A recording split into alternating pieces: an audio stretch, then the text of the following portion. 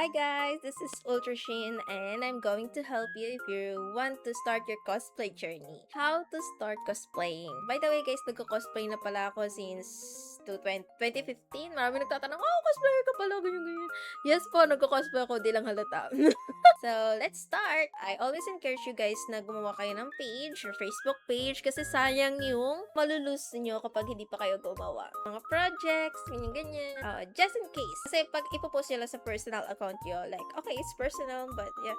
Although, you can transform your personal account into a business page. But, again, mas maganda pa rin na meron kayong separate account, like your Facebook page.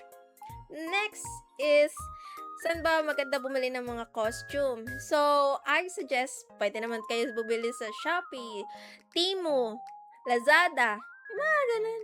Meron din sa Taobao. Ayan, depende sa inyo guys kung anong gusto nyo, pinakamadali. Ayan.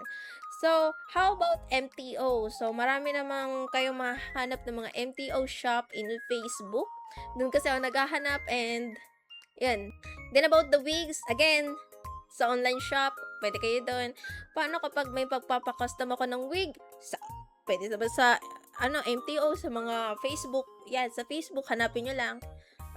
Wig, ganun-ganun. Meron ring mga tutorials here on YouTube if you really want. Paano ka ba mag-i-style ng wig? Tapos, baguhan lang ako. Tapos, wala ako masyadong budget. Ganyan-ganyan. Then, you can learn by yourself because, experience.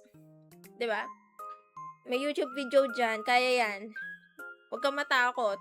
And, pagdating naman sa makeup, again, YouTube tutorials. So, ang una kong tutorial na pinanood is yung kay Miss Kleiner Pixel. Ayan, pagdating naman sa mga tutorials paggawa ng costume, I always watch Kamui Cosplay. Ayan. And, pagdating naman sa mga contents, I always watch yung sa mga content creators. Yeah, yung mga nag-a-appear sa aking FYP.